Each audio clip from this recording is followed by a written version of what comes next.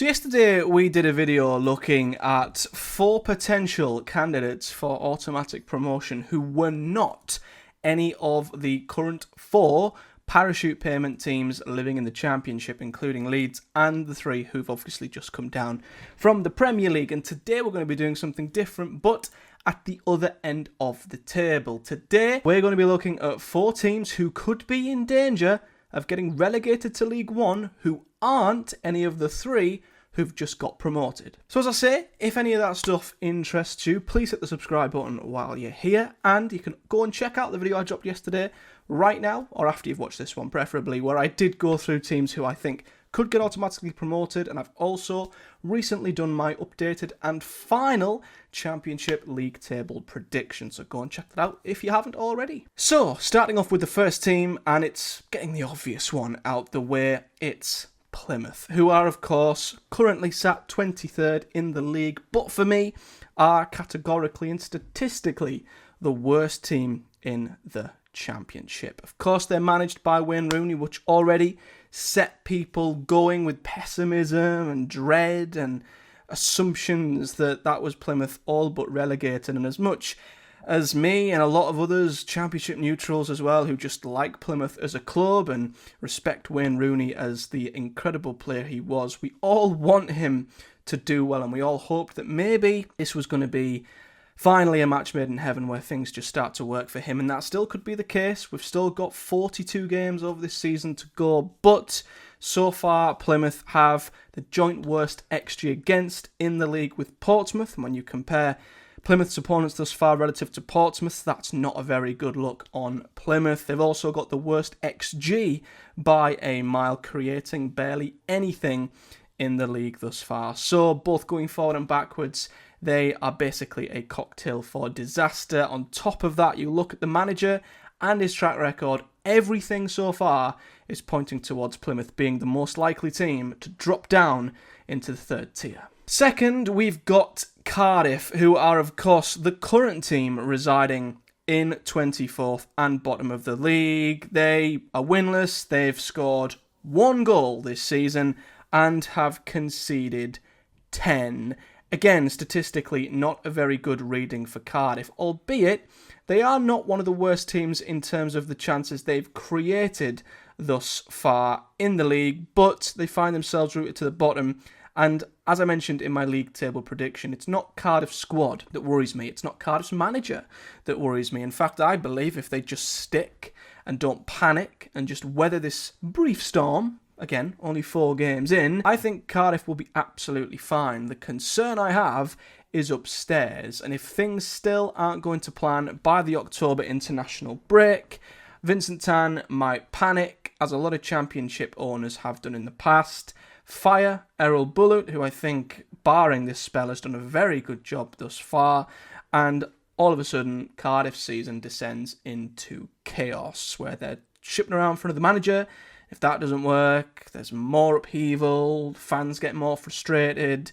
These things can quickly snowball into a really, really big issue, and it could lead to Cardiff getting sucked into a relegation battle they really shouldn't be a part of. So if I was Cardiff and I was giving my opinion to the ones who matter at the Cardiff City Stadium, I would be urging them to just stay patient, stay calm. I've got no issues that things will work out. So far, just have a worry. There are a few bad results and 1 more bad spell off of hitting the panic button, and that's where things could go wrong. In 3rd, I've got Preston, who I still feel like could be in with a tricky season if things don't go their way. They have already, of course, pulled the plug. You could say not once but twice, with of course Ryan Lowe leaving after 1 game, interim manager Mike Marsh leaving after the 2nd game, but then bringing in Paul Heckingbottom. And I have more than enough confidence in Paul Heckingbottom that he will steer Preston to safety, and I've got quite a bit of confidence that their owners aren't the type who'll panic and do anything rash. But on the off chance that the Heckingbottom appointment doesn't work, or things just don't start clicking, and again, Preston maybe fall into the bottom 3 heading into the next international break, you do start to ask and wonder how long before people start getting a bit jittery, people start worrying a little bit, and I feel like Preston could go down the same route as Cardiff, although I don't think they'll be anywhere near as trigger happy or as chaotic as what Cardiff could be, but I still feel like there is potential there that if Preston's season doesn't get up and running soon, things could start getting a little bit interesting down at Deepdale, and they might, like Cardiff, get sucked into a relegation battle that really, looking at their squad and their manager, they shouldn't be a part of. And the fourth and final team I've got on this list is Hull City. They're the fourth team who, I stress again, are not one of the newly promoted sides who I think could possibly go down. Now, the difference between Cardiff and Preston and Hull is that Hull are a complete unknown quantity. You know, with Plymouth, we know Rooney's record's not great.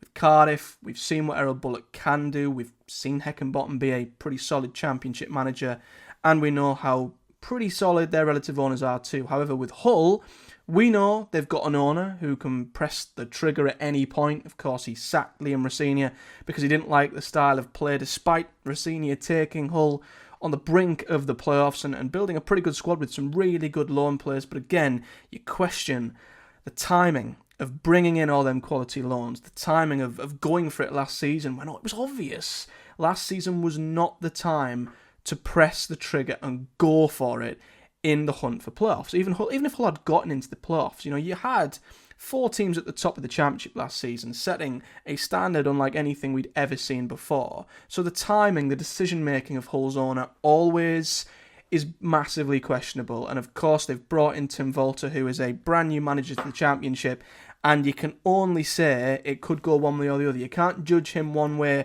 or the other as yet, but you look at Hull's squad, it is massively depleted compared to last season's quality. They've brought the numbers in, but I think they're nowhere near quality-wise. A lot of new players to bed in, a lot of new players to try and fit together in a style of play that works. And so far, Hull's results haven't been all that positive. They scraped a draw against Bristol City. They failed to beat Plymouth with only 2 shots on target in that game, and given how poor Plymouth have been, that's a pretty low bar for Hull City. They're 21st in the championship for big chances created and 19th for XG, scoring only twice. One of them 2 goals as well was a penalty. So this could be a case of Hull and their new side and new players and new manager just taking time to settle. And you never know, once things gel and they find their footing, they might kick on and have a really solid season. But right now, looking at them at this moment in time, you can't not rule them out for being a side that if things go wrong, new manager, owner that's a little bit crazy, things could spiral out of control pretty quickly at Hull, and that's where they could end up in a bit of trouble. So let me know your thoughts, guys, and if you've got any other teams who you think could get dragged into a relegation battle who aren't newly promoted sides.